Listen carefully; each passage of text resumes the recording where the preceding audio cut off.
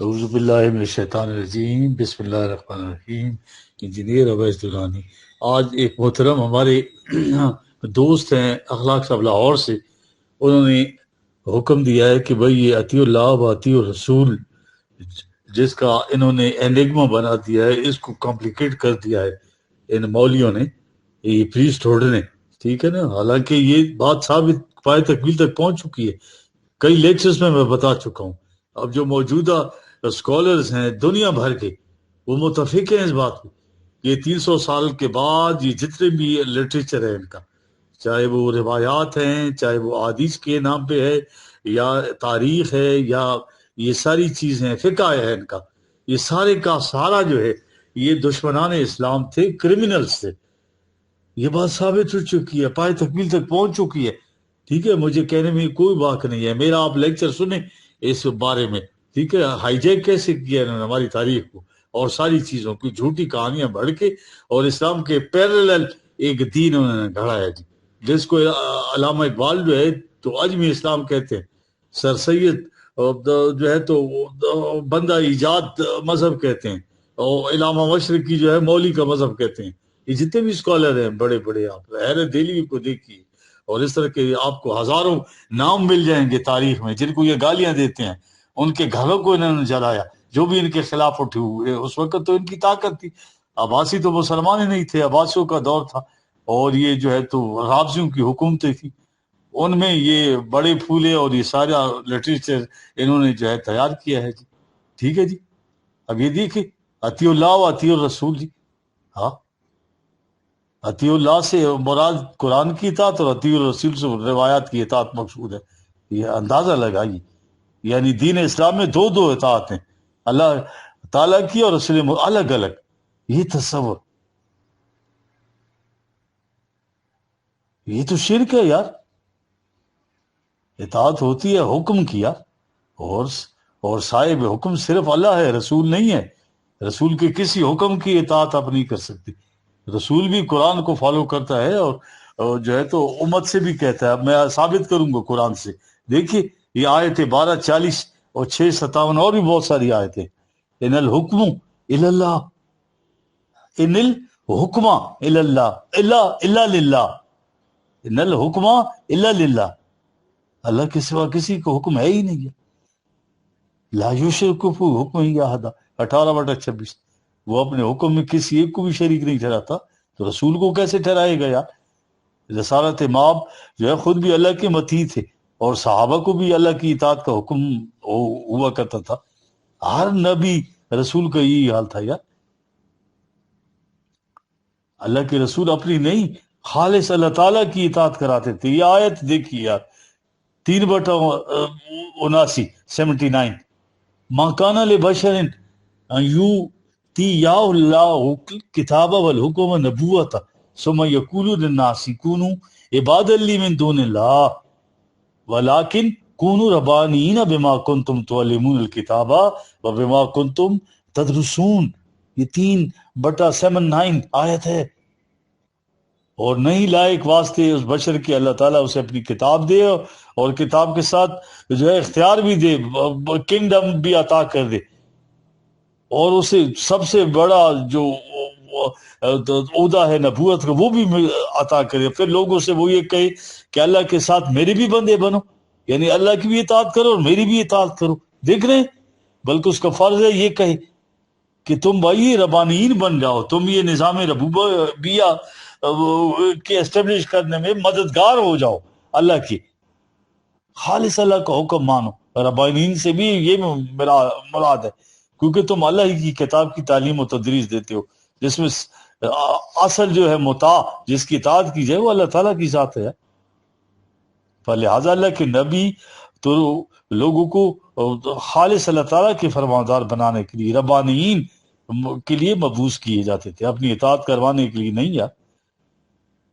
دیکھیں آپ، اللہ تعالیٰ کے سوا کوئی اور صاحب حکم ہے ہی نہیں۔ اطیع الرسول کا مفہوم خود رسول کے اندر سے پھوٹ پھوٹ کر آیا ہو جائے گا کہ رسول کا معنی کیا یار؟ پہ اللہ کا پیغام پہنچانے والا ہے نا، نہ کہ اپنا کوئی حکم دینے والا۔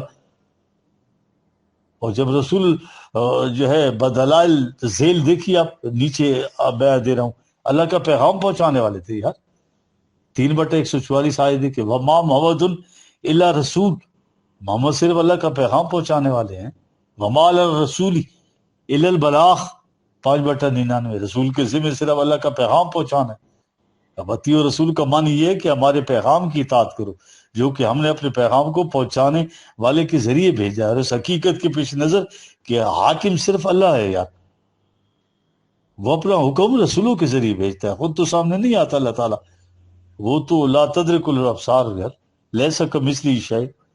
یہ اطیع اللہ و اطیع رسول کا معنی دیکھیے اللہ کی اطاعت کرو، یعنی اللہ کے اس حکم نامے کی، قرآن کی، جو اس نے رسول کریم صلی اللہ علیہ وسلم کے ذریعے تمہاری طرف بھیجا ہے. تو یہ اطیع اللہ و اطیع رسول کی یہ کہ درمیانی واو جو ہے یہ تفسیری ہے، یعنی اس سے مطلب یعنی دیکھ رہے ایک ہی اطاعت کا حکم ہے، الگ الگ دو اطاعتوں کا حکم تو کفر ہے یار. قرآن میں بار بار ذکر ہے یار، اتبعوا ما انزل الیکم ولا تتبعوا من دونی اولیاء. یار قرآن کے پیرل کوئی بھی چیز ہے 300 سال بعد آ کے یہ ایرانی اکٹھے ہو گئے سارے یار، اور حدیث کے نام پہ انہوں نے جو ہے تو اسلام کا جو حولیہ بگاڑا ہے. تو پھر تو اندازہ نہیں ہوتا مغرب والے اور سارے جتنے گیری کیچر لکھتے ہیں اور یہ جتنے یہ رشدی وغیرہ یہ سارے اسی لٹریچر، یہی تو ذریعہ ہے وہ گند کا. جی رسول جو ہے پیغامبر کی اطاعت، پیغام کی اطاعت ہوتی ہے، اس کی ذاتی اطاعت ہرگز نہیں ہوتی. اصل مطاع اللہ تعالیٰ کی ذات ہے، رسول کی نہیں. شخصی رسول کی اطاعت کو قرآن نے باذن اللہ کی قید میں مقید کر دیا. دیکھیں وما ارسلنا من رسول الا لیطاع باذن اللہ 4/64. جی اور نہیں بھیجا ہم نے کوئی رسول، دیکھیں مگر اس لیے کہ اس کی اطاعت اللہ کے حکم نامے یعنی قرآن کے ذریعے کی جائے، اس کی کتاب کے ذریعے کی جائے. دیکھ رہے ہیں کیسے قید کر دیا باذن اللہ کی قید میں رسول کی اطاعت کو. اگر رسول کی شخصیت ہی مطاع ہوتی تو اس میں بن اللہ کی قید نہ آتی نا. اب اللہ کا اذن کیا ہے جی، جیسے رسول مقبول کو مطاع بنا دیا تھا. اس کا ایک معنی قانون ہے جس کی وضاحت قرآن جگہ جگہ ہے. یعنی اللہ کا اذن وہ الہی حکم نامہ جو قرآن ہے یار، جس کی آمد سے پہلے رسول مطاع نہیں تھے اور جس کے نزول پہ اس کے ذریعے مطاع ہو گئے. اس آپ کی پیغام رسانی اس حد تک صداقت و امانت پر مبنی تھی کہ اللہ نے اعلان عام کر رکھا ہے کہ پھر میرے رسول میرے پیغام میں ہرگز کمی بیشی نہیں کرتا. دیکھ رہے میرے پیغام کے نام سے جو کچھ پیش کرتا ہے وہ وہی کچھ ہوتا ہے، جس کی طرف وہی کیا جاتا ہے.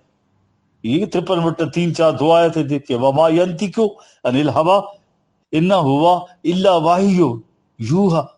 ہمارا رسول ہمارے پیغام کے سلسلے میں اپنی خواہش سے نہیں بولتا، بلکہ جسے وحی کے نام سے پیش کرتا ہے وہ وہی ہوتی ہے جو اس کی طرف کام کرتی ہے. سورہ نساء میں اس عنوان کی دیکھی وضاحت کیسے کی گئی ہے کہ جس رسول کی اطاعت کی بے شک اس نے اللہ ہی کی اطاعت کی. دیکھیں 4/80 آیت وہیں یطع الرسول فقد اطاع اللہ. یاد رکھیے رسالت پیغام کی اطاعت ہی بیقت اللہ کی اطاعت ہوتی ہے. پیغام لانے والے کی بھی پس آیت مجیدہ میں بھی اطاعت واحدہ ہی کی خبر دی گئی ہے. اللہ اور رسول کی الگ الگ 2 اطاعتوں کی دلیل نہیں دی گئی ہے. پس اسلام جو ہے اطاعت واحدہ کا لمبردار ہے، اور اطاعت واحدہ صرف اللہ کی ذات ہے جو اس کے حکم کے ذریعے ہوگی، جسے رسول امین لائے بلا کم و کاس پہنچا دیا، کوئی کمی بیشی نہیں کی پیغام میں. خود بھی اس کی فرمانبردار ہوا، انا اول المسلمین اعلان کیا. دیکھیے یہ ضمیر واحد آئی ہوئی ہے. یہ جملہ دیکھیں اطیع اللہ و اطیع الرسول میں اگلی آیت میں کوٹ کرتا ہوں. دیکھ رہے ہیں یہ دیکھیے 8/20 یا ایھا الذین آمنوا اطیعوا اللہ ورسولہ ولا تولوا عنہ. دیکھ رہے سنگولر ہے عنہ، اطیع اللہ و رسول کے لیے. یہ عنہما تھا نا، ان ہوا ہے. اے ایمان والو اللہ اور اس کے رسول کے لائے حکم نامے کی اطاعت کرو اور اس اکلوتے حکم نامے کی روگردانی نہ کرنے. دیکھیں اگر اطیع اللہ و اطیع الرسول میں قرآن اور روایات کے الگ الگ 2 اطاعتوں کا حکم ہوتا تو ٹھیک ہے، تو یہ ضمیر جو ہے تثنیہ کی آتی 2 کی آتی. ولا تولوا عنہما آتا نا، ولا تولوا عنہ کی ضمیر واحد. یہ اعلان ہے یار کہ اللہ تعالیٰ کی اکیلی اطاعت کا حکم دیا گیا. اللہ نے خود ہی لا یشرکو فی حکم ہی یادا 18/26 خود ہی رسول مقبول کو بھی اپنے حکم میں شریک ٹھہرا کر نہ شرک فی الحکم لازم کر دیا ہے، نہ تضاد ہے اس میں یار۔ رسول کا کیسے حکم میں شریک ہو سکتا ہے اللہ کی یار؟ قرآن میں یہ بعض آیات سے ثابت ہوتا ہے کہ اطیع اللہ و اطیع رسول کا جملہ یہ جو ہے قرآنی نظام مرکزی اتھارٹی کے لیے آیا ہے۔ یہ کتنا کمپریہنسو ہے یہ مرکزی اتھارٹی کا، دیکھیں زبردست۔ جیسے رسول اکرم صلی اللہ علیہ وسلم نے یہ آئین کی بنیادوں پر، قرآن کی بنیادوں پر اسٹیبلش کیا تھا، اس کا نام تھا اطیع اللہ و اطیع الرسول جی۔ یا ایھا الذین آمنوا اطیعوا اللہ و اطیعوا الرسول واولی الامر منکم۔ دیکھیے فإن تنازعتم فی شیء فردوہ الی اللہ ورسولہ ان کنتم تؤمنون باللہ والیوم الآخر ذلک خیر واحسن تاویلا۔ 4 بٹوں سے دیکھ رہے ہیں، یا ایمان والو اللہ کی اطاعت کرو، رسول اور اپنے میں سے اصحاب الامر کی۔ اگر اصحاب امر کے ساتھ کوئی تنازع ہو جائے تو یہ ڈسپیوٹ جو ہے اللہ اور آخرت پر ایمان رکھتے ہو، اس اللہ اور رسول کی طرف پھیر لاؤ، یعنی سینٹرل حکومت جو بھی ہو رسول اللہ صلی اللہ علیہ وسلم کے بعد، ٹھیک ہے، اس میں حضرت عمر آ گئے، پھر باقی جتنے بھی تھے سارے کے سارے ان کی طرف، اگر سینٹرل اتھارٹی اسلامی ہے تو پھر ان سے پوچھو، یہی امر بہتر اور انجام کی روح سے اچھا ہے۔ دیکھیے اس آیت میں دیکھا آپ نے، مقرکدہ اصحاب امر کی اطاعت کا حکم، ایک ساتھ اختلاف و تنازع کی اجازت بھی ہے، اور تنازع کی صورت میں تنازع جو ہے اس کو اللہ اور رسول کی طرف پھیلانے کا حکم، یعنی سینٹرل اتھارٹی۔ یہ کون ہے جن کی حکم یا فیصلے کو چیلنج کرنے کی گنجائش ہے؟ ٹھیک ہے، کھلے بندوں ہم کہہ سکتے ہیں فیصلہ منظور نہیں، ان کے حکم سے ستابی کرنے میں ایمان پہ آنچ نہیں آتی، اولو الامر منکم۔ اب رسول اللہ صلی اللہ علیہ وسلم تو ہے نہیں، پھر یہ متنازع امر کس کی طرف پھیرے جانے کو حکم ہے؟ جو فیصلہ دے گا اور اختلاف و تنازع یکسر ختم ہوئے گا، یعنی جسے اللہ نے ذالک کا خیرم و آسن و تعویلہ کہا ہے، بہتر انجام کی روح سے احسن، یا روایتی تفاسیر یہ کہتے ہیں متنازع امر کو قرآن اور حدیث کی طرف لے جاؤ۔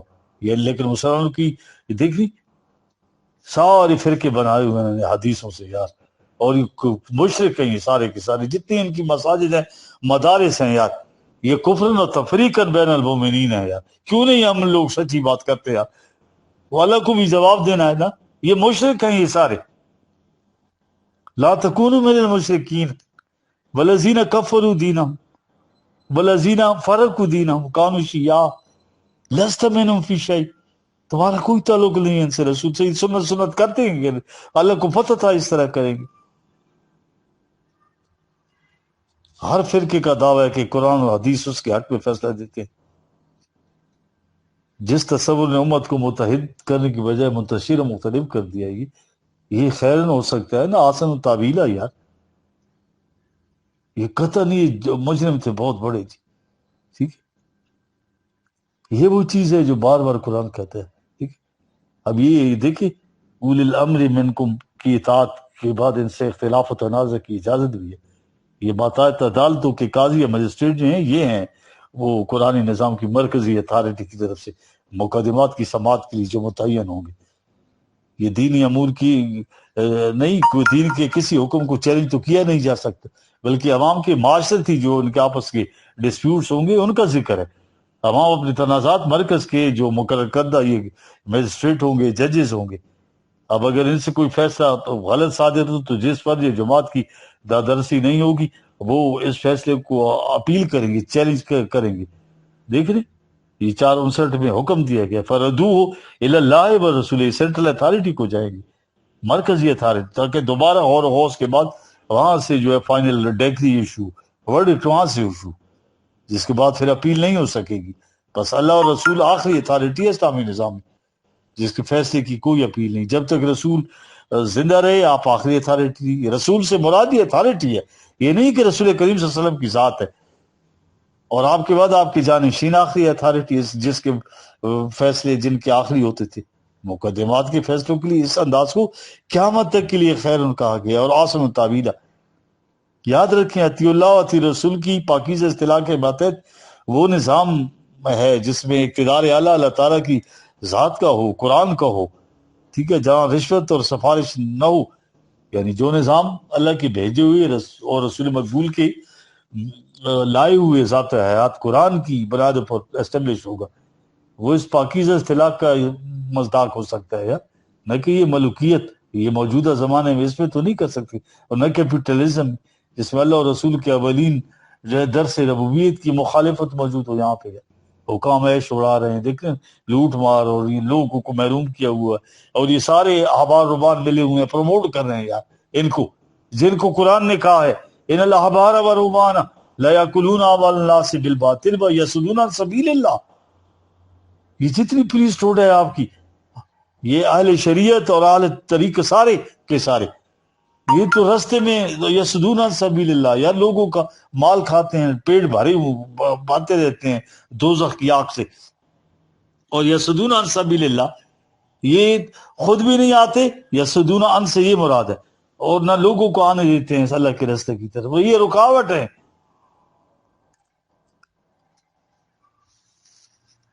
دیکھ رہے ہیں قرآن میں متعدد مقامات ہیں اس نظام کے لیے اصطلاح کے طور پر اللہ اور رسول کے الفاظ ان کے لیے ضمیر دیکھیں واحد لائی گئی ہیں. ٹھیک ہے،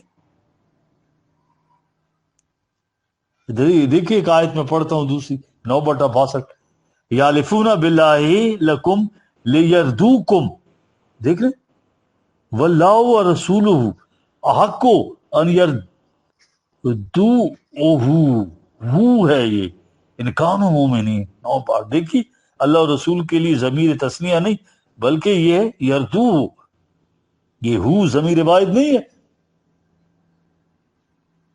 آیت کا مفہوم سنیے ذرا، ایمان والو منافق لوگ تمہیں راضی کرنے کے لیے اللہ کی قسمیں کھاتے ہیں، حالانکہ اللہ اور رسول زیادہ حقدار ہے. اگر مومن ہے تو اس میں ایک کو راضی رکھیں، ایک کو راضی رکھیں، یعنی سینٹرل اتھارٹی کو راضی رکھیں. اللہ اور رسول کے لیے ضمیر واحد آئی ہے، لیکن اللہ اور رسول ایک نہیں، اللہ اللہ ہے اور رسول رسول ہے، پیغام دینے والا ہے اور پیغام پانے والا ایک نہیں ہو سکتے. خالق اور مخلوق کے ایک کیسے ہوں گے؟ اللہ اور رسول کے لیے واحد ضمیر لا کر انہیں ایک ٹھہرانے سے جو ہے صاف ظاہر ہے کہ جملہ اللہ اور رسول کی اصطلاح کے طور پر استعمال کیا گیا. دیکھیں آیت ذیل جی، ایک دوسری آیت جی، یہ اصطلاح اس اعمار و متوازن نظام کے لیے استعمال کی گئی ہے جو عوام کی ضروریات زندگی کا ضامن ہو کر انہیں جو ہے تو یہ ڈیپینڈنٹ کر دے گا اسے اکنامک اسپیکٹ سے، یا آزادی مل جائے گی ان کو ان ضروریات زندگی سے. دیکھیے 9/74 اغناہم اللہ و رسولہ من فضل ہی، دیکھیں اللہ اور رسول کے لیے فضل ہی آیا ہے یار. 9/74 انہیں اللہ اور رسول نے اپنے فضل سے غنی کر دیا، یعنی اس واحد مرکزی نظام میں جو اللہ کے رسول نے اللہ کے حکم کے مطابق قائم کیا، ان کی ضروریات زندگی کا ضامن بن کر انہیں معاشی فکر سے آزاد کر دیا. فضل ہی، اور یا اللہ اور رسول ہے. دیکھ لیں اب اطیع اللہ اطیع رسول کا مفہوم سمجھ گئے. ہر مقام پر سیاق و سباق کے ہوتا، کہیں تو اللہ کے مقدس رسول کے لائے ہوئے ضابطۂ باری تعالیٰ قرآن کی اطاعت سے مراد ہے، اور کہیں اس مرکزی نظام اتھارٹی کی بات جو رسول اکرم صلی اللہ علیہ وسلم میں قائم اس کے متعلق ہے یار، اور جو بلا تمیز اعلیٰ و ادنا یار پورے عوام کی ضرورت زندگی کا ضامن ہے. دیکھ لیے قرآن نے ربوبیت عامہ کی بنیاد پر قائم کردہ اس متوازن نظام کی اللہ اور رسول کے جملوں کو بطور اصطلاح استعمال کیا ہے، جس میں نہ کوئی بھوکا ہو، نہ ننگا، نہ بے مکان ہو، یا نہ بے علاج. آیتیں پڑھی ہیں 20ویں سورہ کی 118 119. دیکھیں اطیع اللہ و اطیع رسول کی جملے سے اللہ اور رسول کی دو الگ الگ اطاعتوں کا تصور تو ہو نہیں سکتا، یہ تو شرک ہے.